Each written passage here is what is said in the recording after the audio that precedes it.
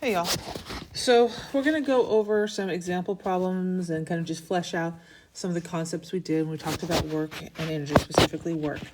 Now, one of the things that we dealt with was most of our scenarios with work were pretty much it moved along the surface, a horizontal surface, and the force was along the horizontal surface.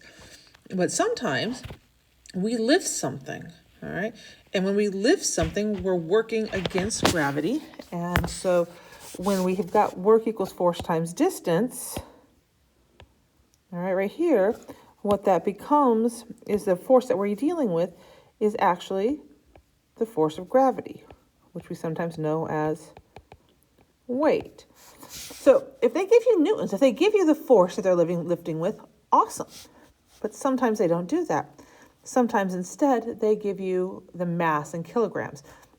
And if that's the case, what you're going to do is you're going to just expand the equation. So instead of work equals the force times distance, you will have work is equal to mass times gravity times height, where mass is, M is mass and it's in kilograms. G is acceleration due to gravity,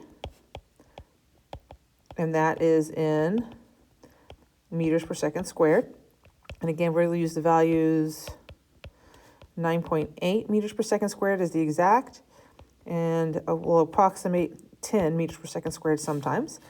And h is the height, which is the same thing as saying the distance, and that is the displacement or the height.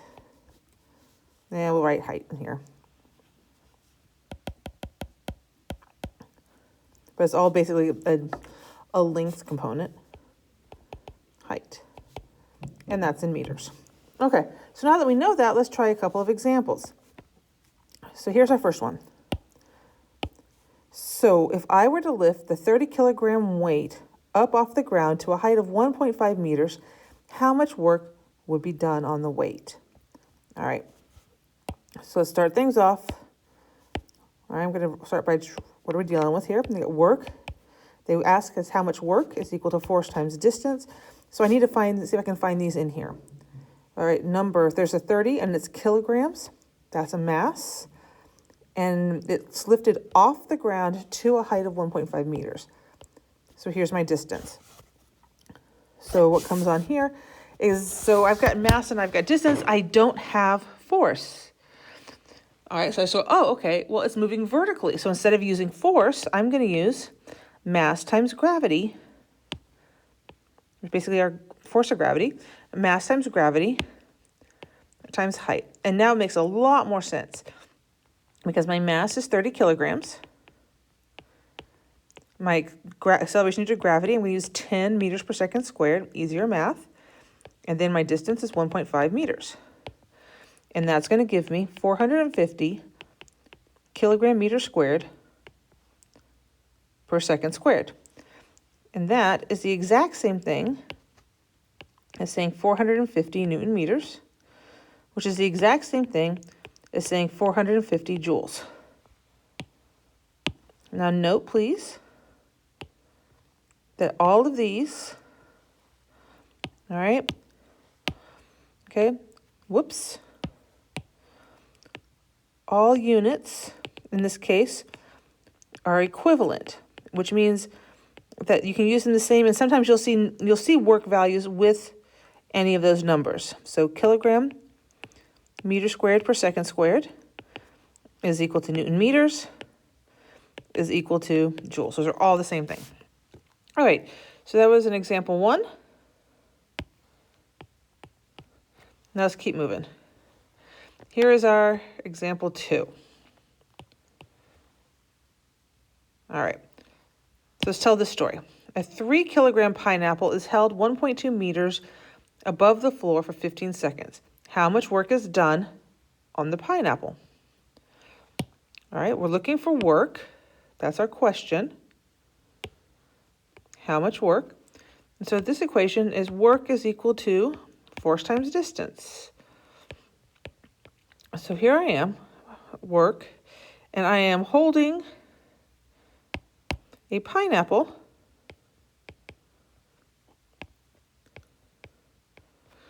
(1.2 meters above the floor. Okay, here's the thing about this.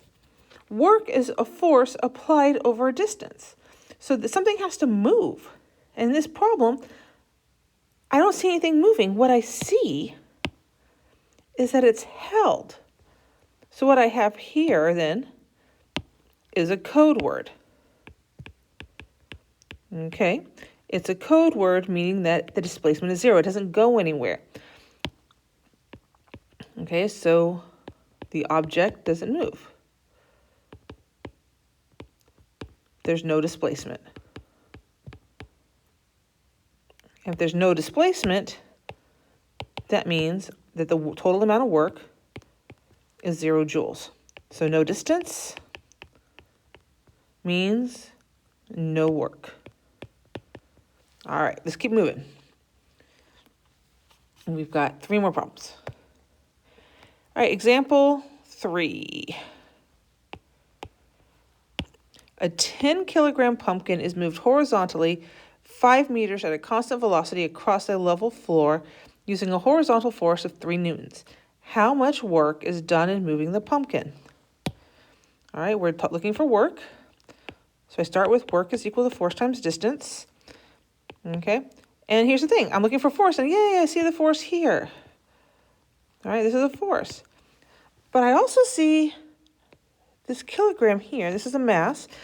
And if I'm reminded about what we just said earlier about when you lift things off the ground, all right, how do I know that I'm supposed to be using the 3 newtons, all right, and force times distance, and not the kilograms and mass times gravity times height? Well, here's how. You look at what it is doing. So what is the object doing? So, because you want to get a force and a distance that are parallel. So start with your distance then, all right? And what does it say it's doing?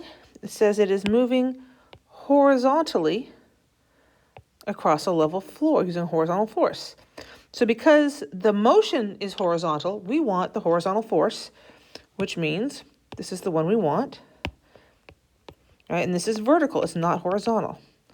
So therefore, when I come here, I'm going to use the 3 newtons, because that's a horizontal, and it's being moved 5 meters horizontally, which gives us 15 newton meters, which is the same thing as saying 15 joules. Okay, so watch out and use the applied force, not the net force.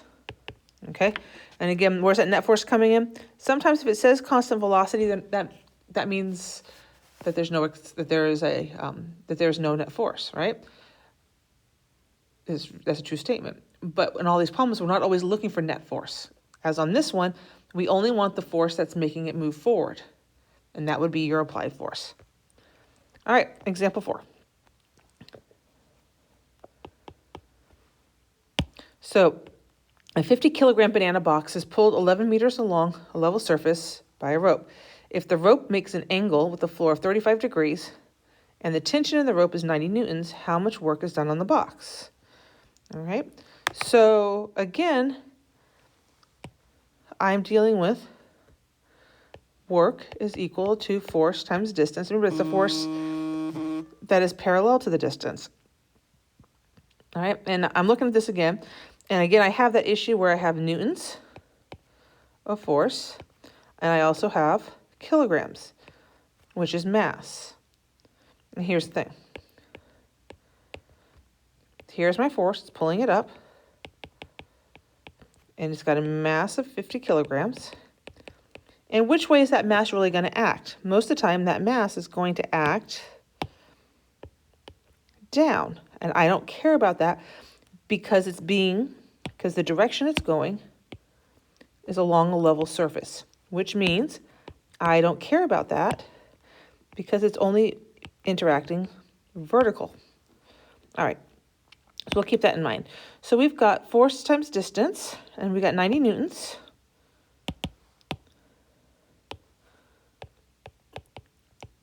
Whoops, too big.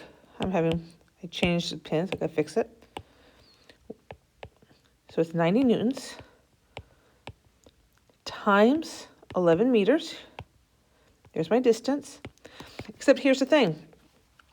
If it is being moved 11 meters this way, the force right here is not parallel to this, okay? All right, Now they tell us that the force is parallel to what the floor would be. Well, that's 35 degrees. So I need the part of that force that goes this way. If you're in a right angle trig class, it might be called the x component of the force. And where does that get, how does that get written out? Force times cosine theta. So I have force times distance, but if I want that horizontal component, I'm going to have to add cosine theta. So I'll put cosine theta in here, and it's cosine of 35 degrees. And this will give me 811 joules. What this is telling us is that we only use the component, which is the part of the force that is in the direction of the displacement. So if our displacement is horizontal, we have to use part of the force that is horizontal. All right, now in that example, I kind of explained where that cosine theta comes from using the right angle trig.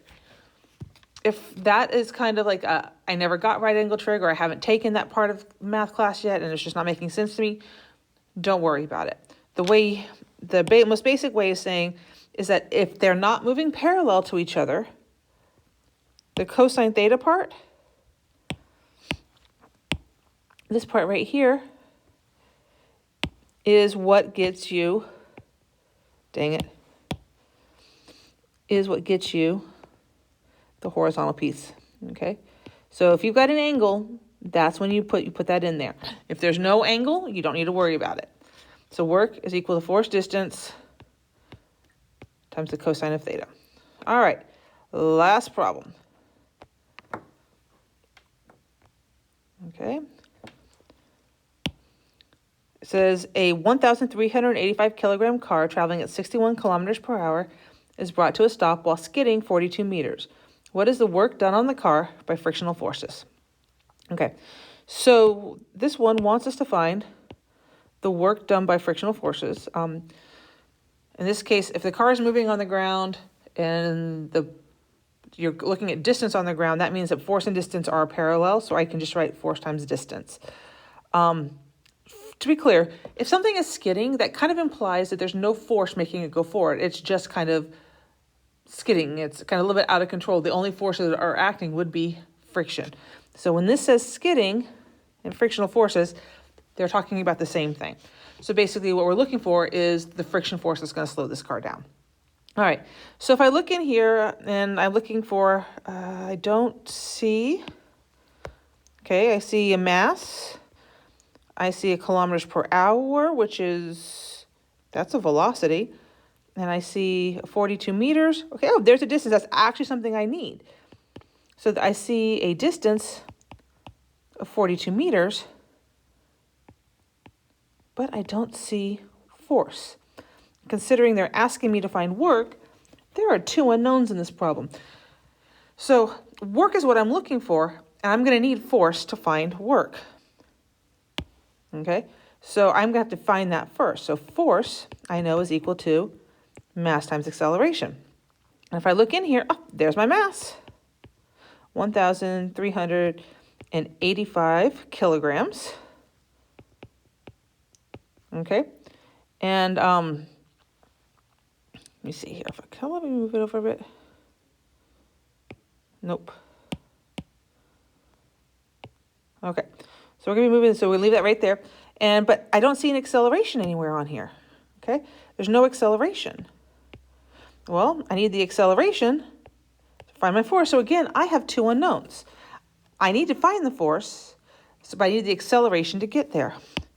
So I look at what else I have left in here. The stuff that I haven't used is this velocity piece, right? Okay, so let me go over and I'm going to try to figure this out using kinematics, because acceleration and velocity are all part of kinematics. So acceleration is what I'm looking for. It says a car is traveling at 61 kilometers per hour. And that is a velocity because it's a distance over a time. And because it's the beginning of the story, it's the initial velocity. Okay, and I could do that conversion however I choose to, and that becomes 16.94 meters per second. All right, I need a little bit more. It keeps going through. It is brought to a stop. Stop is when your velocity equals 0. and it's at the end of the story, that means it's my final velocity. Okay, I need one piece of information. It says a car is traveling at 61 kilometers per hour. It's brought to a stop while skidding, 42 meters. Okay, we have a distance. So that, that displacement is actually doing double duty. We use it, one, for the work, and we're going to use it again to figure out the acceleration. Okay, so my equation has acceleration, initial velocity, final velocity, and displacement. It doesn't have time.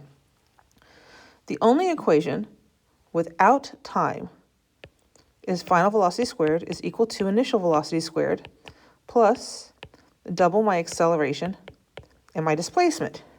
I need to solve for acceleration. First, I'm going to subtract the initial velocity squared from both sides. Okay, and then I'm going to remove over the 2 and the displacement. So divide those. They're being multiplied, so I divide. And that will equal acceleration.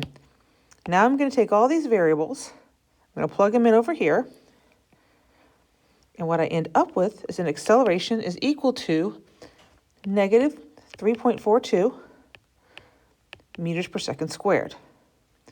Okay, so now I have the acceleration, so I can plug that back into here. Let's try that out. So we've got the force is equal to 1,385 kilograms times negative 3.42 meters per second squared. And if you're wondering where that negative comes from, it makes sense, right? Because it's slowing down. So if I do this math, I'm just doing a color correction here, just so we can kind of see where it all comes from. Negative 3.42 meters per second squared. So if I multiply those two values together, I end up with negative 4,737 newtons of force. And again, it's a negative because it's acting against the motion of the car. So now that I have this value, now that I have the force it takes, right, now I can solve for my work. I end up with work is equal to 4,737 newtons. Whoops. All right, and again, I'm just fixing the color coding because that makes me happy. And I'm going to multiply that by 42 meters. So how much work does that end up being? It ends up, it's a negative, by the way. It ends up being about negative 20,000 joules. Like, it's actually 19,980 something or 19,890 something. So we'll just call it about 20,000 joules. So what is this story telling us? This tells us that work can be negative if the force doing the work acts in the negative direction. All right. Now remember, we saw this in our video, okay, where work is a scalar. So what is negative work doing? Negative work is removing energy from the system. And I think that should cover it until next week. We're going to talk about the different types of mechanical energy. See you next time.